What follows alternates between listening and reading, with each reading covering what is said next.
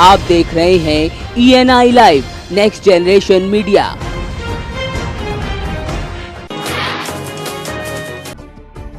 योगी सरकार में प्राइवेट स्कूलों में मुस्लिम छात्रों का उत्पीड़न किया जा रहा है। रामपुर के दयावती मोदी एकेडमी में मोदी सिटी स्कूल में मुस्लिम छात्रों के लिए तुगलक की फरमान जारी किया गया है, जिसमें कहा गया है कि मुस्लिम छात्र अपनी दाढ़ी काट कर आएंगे, अन्यथा उन्हें स्कूल में दाखिल नहीं होने दिया जाएगा। स्कूल के इस फरमान को लेकर छात्रों में रोष है।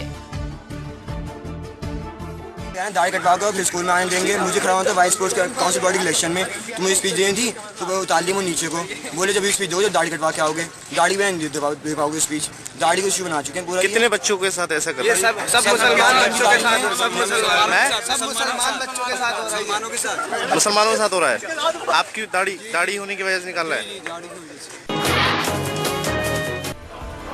मथुरा के गोवर्धन थाने क्षेत्र में बहन को उसके ससुराल से लेकर आ रहे युवक को अज्ञातों ने गोली मार दी, जिसमें युवक की मौके पर ही मौत हो गई। बताया जा रहा है युवक को अपनी बहन के साथ एक प्राइवेट गाड़ी में बैठना महंगा पड़ गया। अज्ञात बहन सवार लोगों ने चेकिंग का बहाना बनाकर गाड़ी गोवर्धन क्षेत्र के गाँव जचौंदा के जंगल में मोड़ दी। बहन के साथ बदतमीजी करने का विरोध भाई ने किया तो उसे गोली मार दी। फिलहाल पुलिस मामले की जाँच में जुटी है।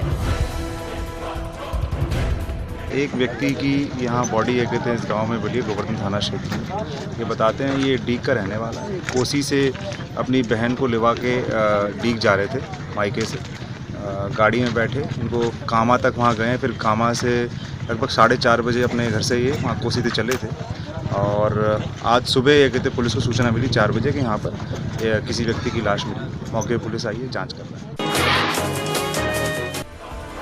महोबा जनपद के थाना कबरई क्षेत्र के अंतर्गत बांदा रोड पर हुए सड़क हादसे में एक छात्र की दर्दनाक मौत हो गई, जबकि 2 छात्रों को गंभीर चोटें आई हैं। एक छात्र की हालत नाजुक देखते हुए उसे झांसी रेफर किया गया है। इस घटना से परिजनों में कोहराम मचा हुआ है। बताया जा रहा है 10वीं के 3 छात्र बाइक से स्कूल जा रहे थे।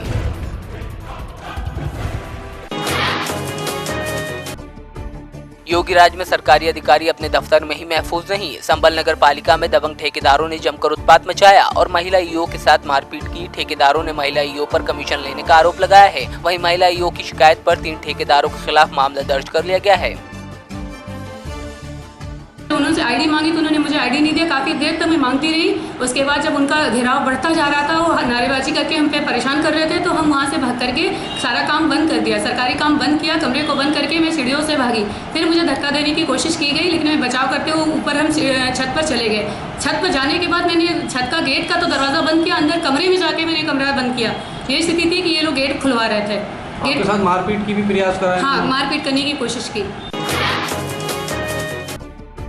संबल में प्रशिक्षु लेखपाल ने चंदौसी के एसडीएम समेत तहसीलदार और कई तहसील कर्मियों पर बंधक बनाकर जान से मारने की धमकी देने का आरोप लगाया है। पीड़ित का आरोप है कि तहसीलदार और एसडीएम ने उससे कई बार हजारों रुपए का सामान मंगवाया और जब उसने पैसे मांगे तो मारने की धमकी दे डाली। फिलहाल तहसीलदार और एसडीएम ने इन आरोपों को सिरे से खारिज किया है।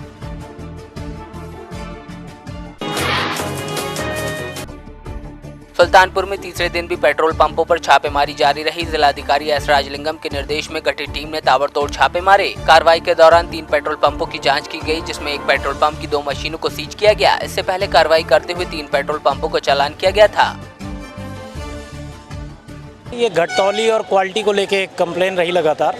उसी संदर्भ में शासन की तरफ से मंशा आई, प्रशासन को एक्टिव किया गया है और ये रेगुलर होना चाहिए। उसी जांच का ये आप विषय देख सकते हैं। आज टीम निकली हुई है, पूर्ति अधिकारी भी हैं, वेट एंड मेजर वाले हैं, क्षेत्राधिकारी साथ में हैं और एसडीएम के रूप में मैं भी दिख रहा हूं। तो यहाँ पर 2 मशीनें खराब पाई गई। संदेह के आधार पर उसे सील किया जा रहा है और कल टेक्निकल एक्सपर्ट के साथ इस पर पूरी कार्रवाई होगी। सुल्तानपुर की लंबुआ विधानसभा क्षेत्र में जर्जर विद्युत मार्गों और बार-बार ट्रांसफार्मर के जलने से मुख्यमंत्री द्वारा घोषित 18 से 20 घंटे बिजली नहीं मिल पा रही। स्थानीय विधायक ने इस संबंध में शासन को जानकारी दी तो फैजाबाद मंडल के मुख्य अभियंता हर्ष मुंशी ने समस्या के निस्तारण के लिए 120 दिन का समय मांगा। साथ ही कई छोटी खामियों को मुख्य अभियंता ने 24 घंटे के अंदर निस्तारित करने के निर्देश दिए।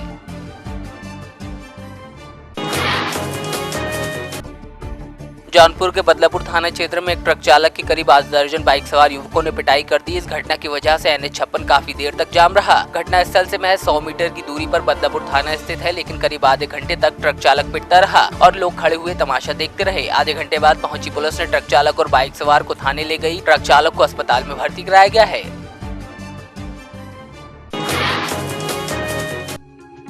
श्रावस्ती के कॉर्नर स्थित दरगाह 5 पीरान शाह पर चल रहे 3 दिवसीय उर्स के कार्यक्रम का समापन हो गया। कार्यक्रम में हजारों की संख्या में अकीदतमंदों ने हिस्सा लिया। इस दौरान मुशायरे का भी आयोजन किया गया था।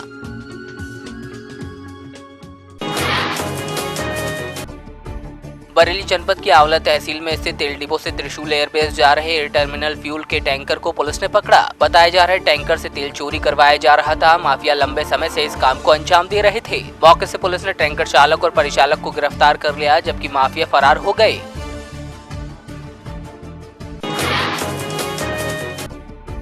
सांगली की मैत्री सर्विसेज कंपनी में फंसा निवेशकों का पैसा वापस दिलाने के लिए अब स्वाभिमानी किसान संगठन के सांसद राजू शेट्टी ने मदद करने का आश्वासन दिया है। साथ ही उन्होंने कहा कि कंपनी के खिलाफ हर संभव कार्रवाई की जाएगी। गौरतलब है कि 1998 में शुरू हुई मैत्री सर्विसेज नाम की कंपनी ने ग्राहकों को ज्यादा ब्याज का लालच देकर निवेश करवाया था, जिसमें कई सारे लोगों ने अपने जीवन भर की जमा पूंजी लगा दी थी। साल 2014 में एक ग्राहक का 3.5 लाख का चेक बाउंस होने पर कंपनी के खिलाफ पहली बार शिकायत दर्ज हुई थी। सांगली और कोल्हापुर जिले की बहुत सारे महिलाओं के पैसे हैं और उन्होंने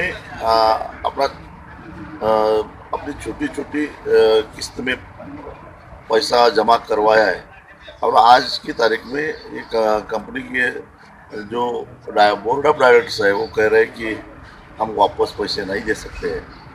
मैं सेबी और वित्त विभाग से शिकायत करके इन कंपनी के बोर्ड ऑफ डायरेक्टर्स का शिकंजा कस के इनके ऊपर सख्त कानूनी कार्रवाई करके इन सब गरीब महिलाओं को पैसा वापस दिलवाने की कोशिश कर रहा हूँ।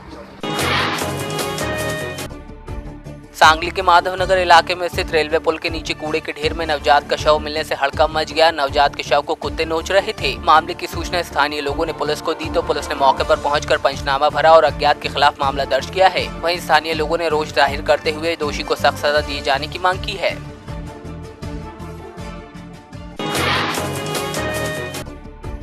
भीलवाड़ा के बिजौलिया उपखंड के बाका ग्राम में स्थित सैयद चांदपीर बाबा की दरगाह धार्मिक सौहार्द की मिसाल है। यहाँ सभी धर्मों के लोग आकर अपनी मन की मुरादें मांगते हैं। हजरत चांदपीर साहब के कलात्मक मकबरे का निर्माण उदयपुर मेवाड़ के तत्कालीन महाराणा जगत सिंह ने 1723 ईस्वी में करवाया था। महाराणा ने चांद खां साहब को बांका में बतौर हाकिम नियुक्त किया था। चांद खां बूंदी रियासत में सैनिकों से युद्ध के दौरान शहीद हो गए थे। तब से लेकर आज तक यहाँ प्रतिवर्ष उर्स का आयोजन होता है, जिसमें सभी धर्मों के लोग हिस्सा लेते हैं।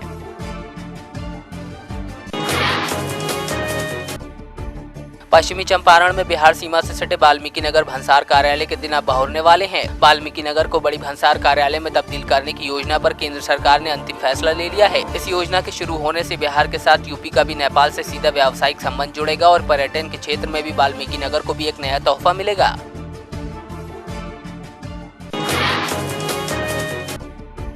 पश्चिमी कार्बी आंगलोंग जिले के मैलू में साप्ताहिक बाजार पीडब्ल्यूडी रोड पर लगता है, जिसकी वजह से लोगों को खासी दिक्कतें पेश आती हैं। बाजार की वजह से स्कूली बच्चों समेत एम्बुलेंस और बाकी राहगीरों को जाम से जूझना पड़ता है। साप्ताहिक बाजार लगाने के लिए अलग से जमीन भी दी गई है। बावजूद इसके सड़क के बीचों बीच बाजार लगाया जाता है।